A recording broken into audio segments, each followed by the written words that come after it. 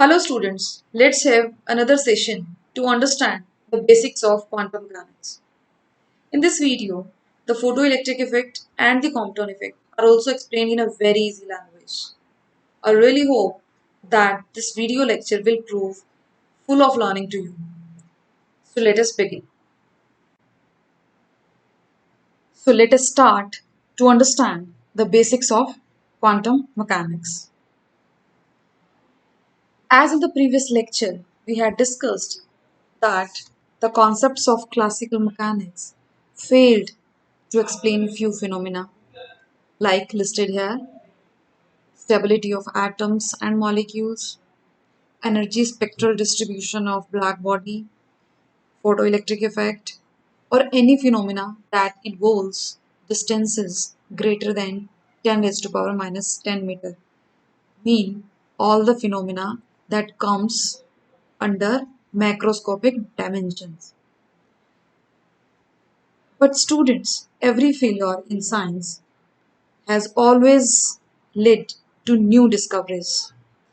And in 19th century, it was time to evolve with the quantum mechanics. This incapabilities of classical mechanics motivated Max Planck to work in this area, which finally achieved the most revolutionary concept of physics, that is, the quanta or the photon. And using this formula, he successfully explained the energy spectra of black body. Planck gave his Planck's quantum theory, which first of all he applied to the energy spectra of black body, as it was the biggest failure of classical mechanics.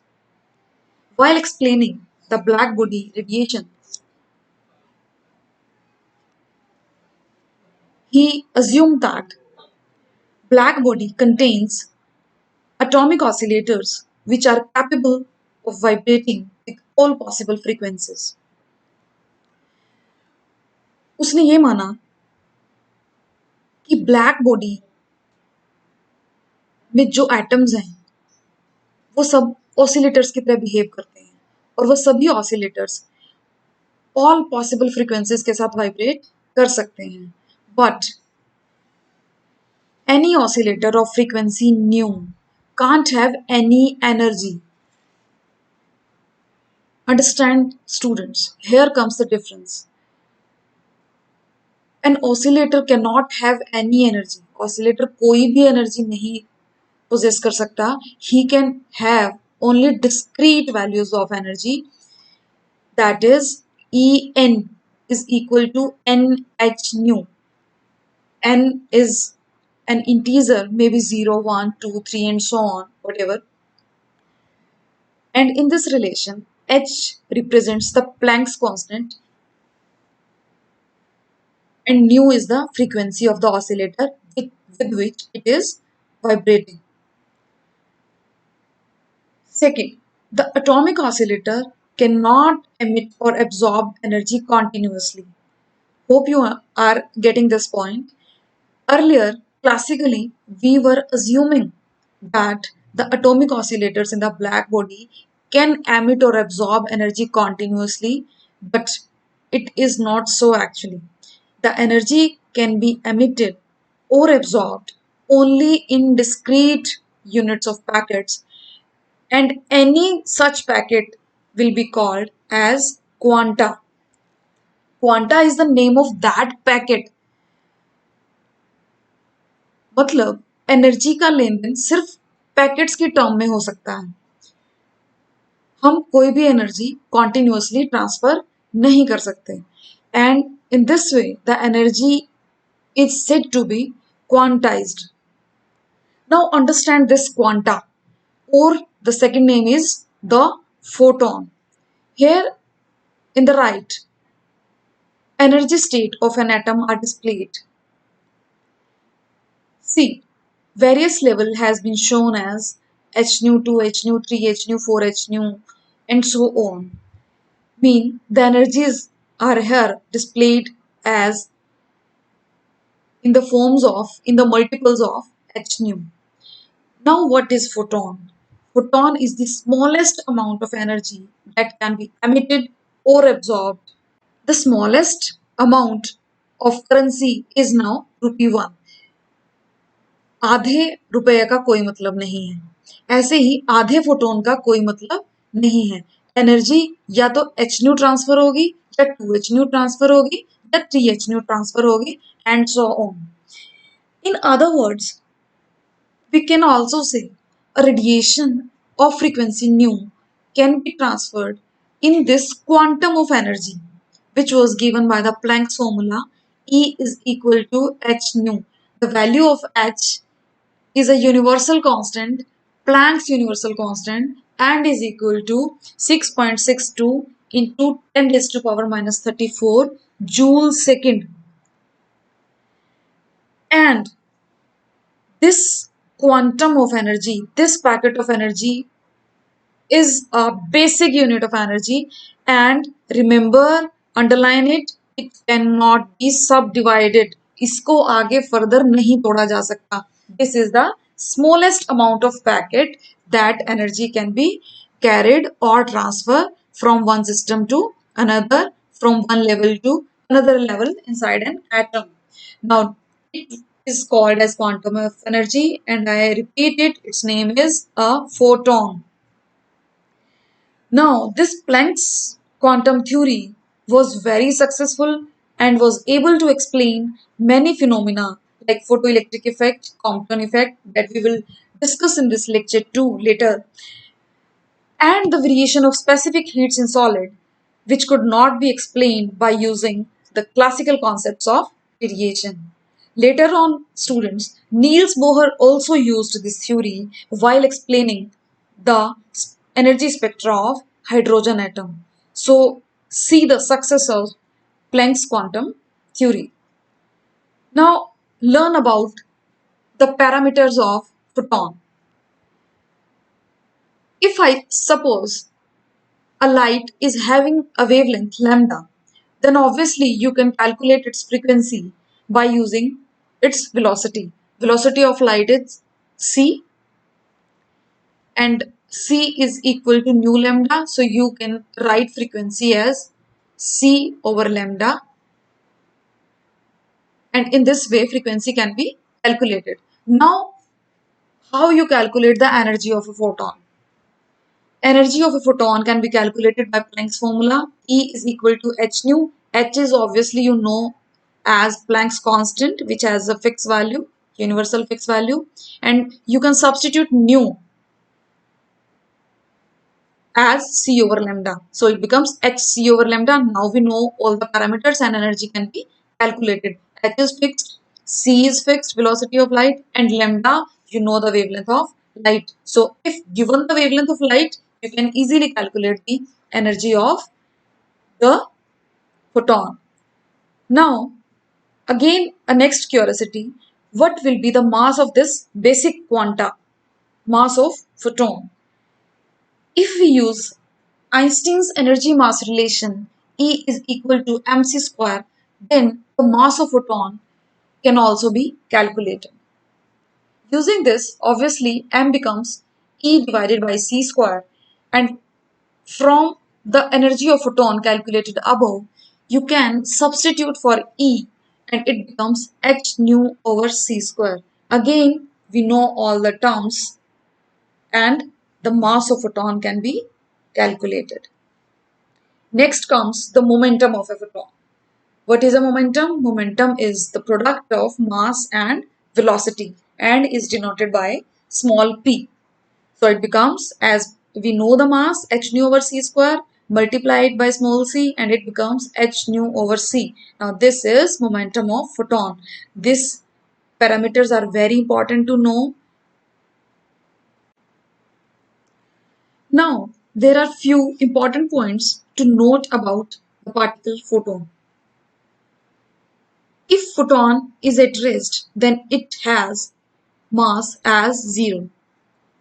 And if we talk of charge of photon, then it is a neutral particle. It has zero charge. Next, the spin of the photon is equal to h cross, or it may be told as or written as h over 2 pi. Next, we move further to understand the photoelectric effect. So what is this? When light wave of sufficient energy is made to incident on a metal surface, then electrons are ejected from its surface. जब किसी light wave को किसी metal के ऊपर incident करवाया जाता है तो कुछ इलेक्ट्रॉन्स उसके सरफेस से बाहर आ जाते हैं and this phenomena is known as the photoelectric effect और photo emission. Now let us see how this happens.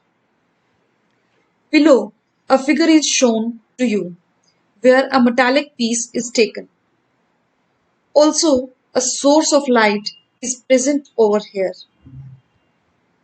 When light is allowed to fall on the metallic surface, then the electrons from the surface of the metal get ejected out. जब आप light source से energy fall करवाते हैं metal surface पर तो कुछ electrons metal की surface से बाहर आ जाते हैं as shown in the figure. These electrons are known as photoelectrons. Why photoelectrons? Because these are ejected out by the action of photons. Now students, the question arises, can light of any energy eject the photoelectrons from the surface of metal? क्या किसी भी energy की light किसी metal surface से photo electrons बाहर निकाल सकती है? So the answer to this question is no. ऐसा नहीं है. Basically, each metal has a certain work function. Her metal का एक work function होता है.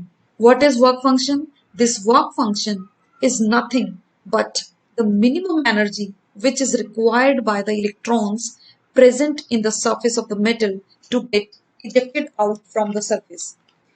यह work function वो मिनिमम एनर्जी है जो इलेक्ट्रॉन्स को मेटल सरफेस से बाहर आने के लिए चाहिए. Fine. So the quantum energy और the frequency of the photon that are falling on the metal should be either equal to this work function or should be greater than this work function in order to have photoelectrons. Now, the certain laws are associated with this photoelectric effect. Let us move further in order to understand deeply the photoelectric effect. Now, point number 1. Photoelectrons are ejected by the metal surface when the frequency of incident radiation becomes equal to or greater than the work function of the metal, as we just said. That is, h nu should be greater than or equal to phi. Here h is, as told, Planck's constant. It is a universal constant. Nu is the frequency of the falling radiation and phi is the work function of the metal. Let us move further towards our second fact, which states that the number of photoelectrons emitted per second by the metal surface is directly proportional to the intensity of the incident radiation.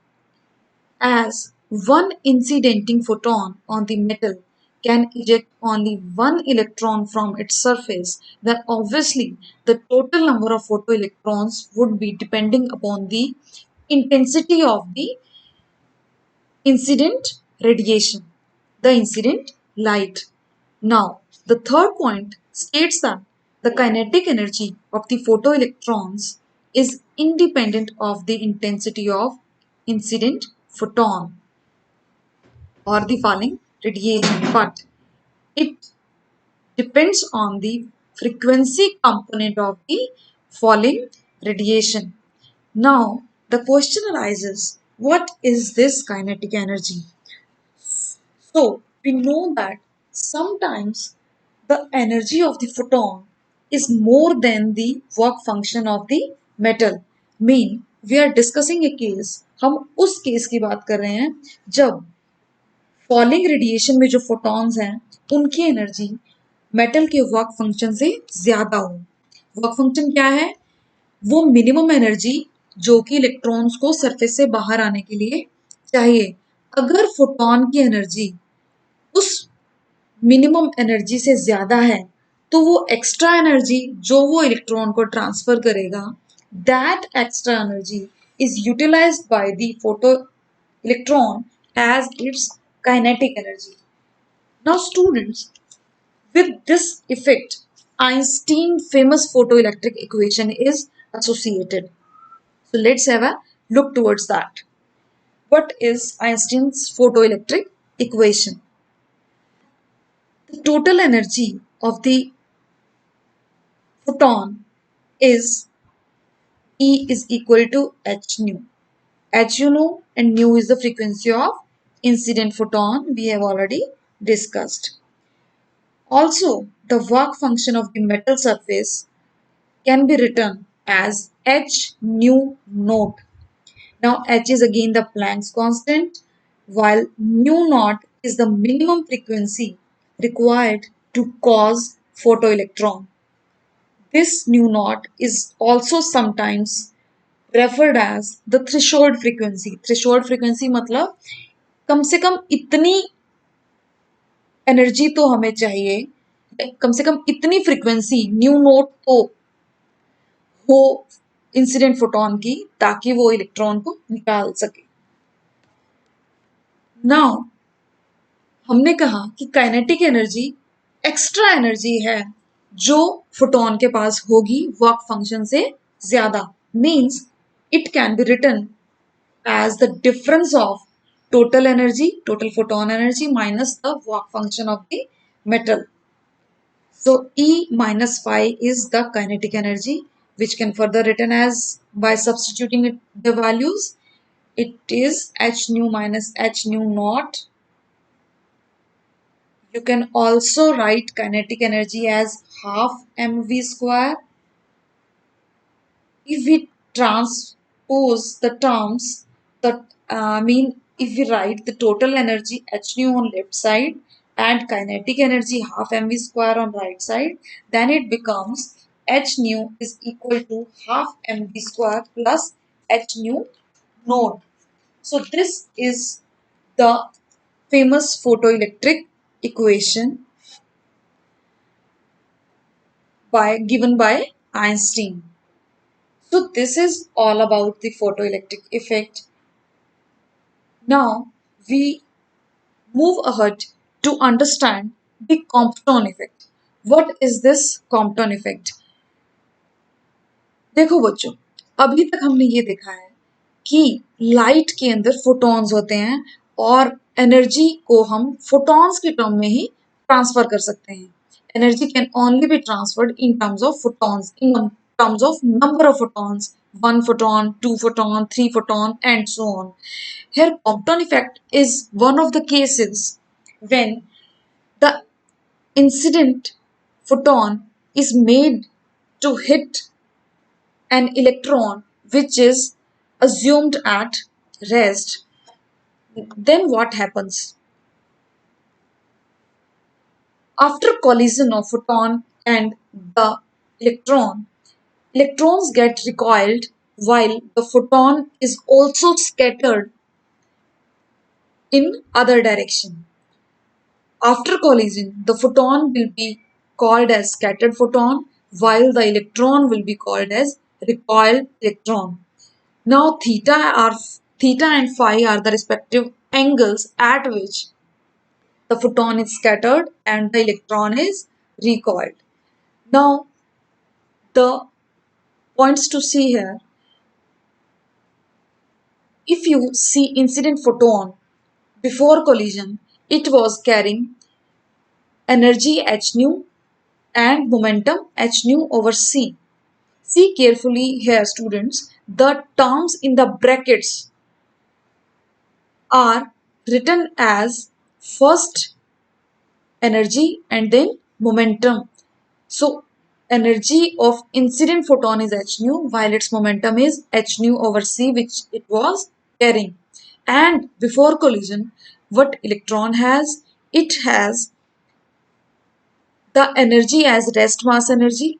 Obviously, the rest mass is m naught. The rest mass energy becomes m naught c square, and as it was at rest, so momentum was 0 before collision.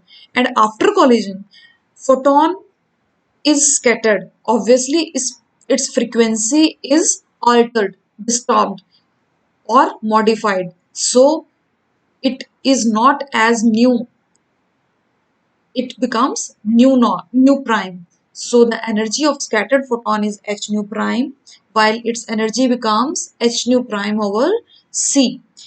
Similarly, if we see recoil electron, then as it is not at rest by now and its energy becomes given by energy mass relation, E is equal to mc square, and obviously now the electron is moving, so the momentum is mass into its velocity v, mv. This was the situation before collision, and after collision the energy and momentum are written as here. Now, while studying this effect, there were few assumptions that were made. What were these? The incident X-rays, the photons which were made to hit on the target electron, had the energy h nu and momentum h nu over c, as we saw. Second, the electrons were treated as stationary and free. It is because the binding energy, ऐसा क्यों हमने लिया और हमने electrons को stationery मान लिया, free मान लिया? क्या ऐसा पॉसिबल है कि कोई फोटोन किसी इलेक्ट्रॉन को स्टेशनरी फॉर्म में हिट कर दे? क्या इलेक्ट्रॉन्स कभी स्टेशनरी होते हैं? नहीं, इलेक्ट्रॉन्स कभी रेस्ट पर नहीं होते। तो हमने इसे रेस्ट पर कैसे लिया, उसके लिए क्या अजम्पशन यहाँ पर मानी गई है वो देखिए ध्यान से। बाइंडिंग एनर्जी ऑफ इलेक्ट्रॉन जो एटम्स में होती है वो होती है of the order of 10 electron volt, जो कि बहुत कम है as compared to the energy of the photon which was hitting the electron. जो फोटोन इंसिडेंट हो रहा है उसकी एनर्जी 10 किलो इलेक्ट्रॉन वोल्ट है। तो अगर इन दोनों एनर्जीज को कंपेयर करें तो हम इलेक्ट्रॉन्स को रेस्ट पर अज्यूम कर सकते हैं। It is an assumption, not a fact. Now, third point is the collision between the photon and the electron is elastic. इसे इलास्टिक कोलिजन अज्यूम किया गया। क्यों अज्यूम किया गया? सो देन इलास्टिक कोलिजन्स के जो रिजल्ट्स हैं, जो लॉज हैं, वो हम इसको सॉल्व करने के लिए अप्लाई कर सकें। इलास्टिक कोलिजन में क्या होता है? Elastic collision is govern by the law of conservation of energy and momentum. So now we are going to solve the Compton process and going to apply the laws of conservation of energy and momentum. I'll show you again the Compton process once again. See, sorry, see, this was the Compton process. Now h nu was the energy of incident photon, m naught c square was the energy of target electron. Now, what does the law of conservation of energy say? It says that if the collision is elastic, then the total energy, the total energy of the particles before the collision and the total energy of the particles after the collision is the same. So, if we apply the laws of conservation of energy to the Compton process, then h nu is the energy of incident photon before collision and m naught c square is the energy of electron at rest before collision, and the total sum of the energies will be equal to h nu prime plus mc square. This is the sum of energies of h nu prime is the energy of scattered photon and mc square is the energy of recoiled electron. So it is the law of conservation of energy. And similarly, we have written the law of conservation of momentum. And this has been applied in both the axes, as in x-axis and y-axis. You can see from the process that initially the photon is, before collision, the photon is moving only in x direction. Obviously, the y direction momentum is 0. So, is written here. Along x-axis, h nu over c is the momentum of incident photon, and as the momentum of electron at that time before collision it was at rest, so as it is 0, so it is not summed up here, and after collision it becomes h nu prime over c cos of phi. Phi is the angle associated with photon, and mv cos theta. Mv is the momentum of recoiled electron plus theta is the angle associated with the direction. And if we take this in y-axis, then on before collision the total momentum along y-axis was 0, as the photon was moving in x direction and the electron was at rest. So, and the terms on right hand side will come as sine of angle. Now, how will you solve these equations? I will tell you the simplified steps. First, square this equation and label the resulting equation as 1. In the next step, you just square both these equations in order to avoid some angles, and then finally label the resulting equation as 2.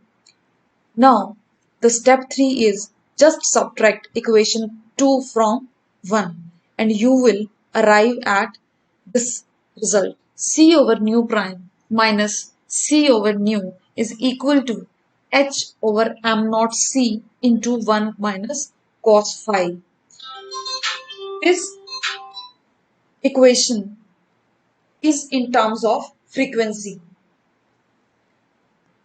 Now we can also write this equation in terms of wavelengths if we know the wavelength of incident photon. So C over nu prime is obviously lambda prime and C over nu is lambda. So it becomes lambda prime minus lambda is equal to h over m naught c into 1 minus cos of I. This is the final Compton shift result. Why it is called shift? As you see, lambda is the wavelength of incident photon and it becomes lambda prime after the Compton process, which get modified, and this difference of wavelength is the shift of wavelength in the photon, which is called as Compton shift. Now there are you can conclude the Compton shift that on which factors it depends. Students, you see the final result and just tell me, does the Compton shift depends upon wavelength? No. Does it depend upon the nature of scattering material, that from which substance the target electron was? No, you can see from the equation that there is no mention of the parameters of the scattering material. But yes, there is a mention of angle. So the Compton shift depends upon the angle of scattering, that is phi. So this is the equation for Compton shift, and the conclusion of these two processes that we discussed in this lecture was particle nature of light.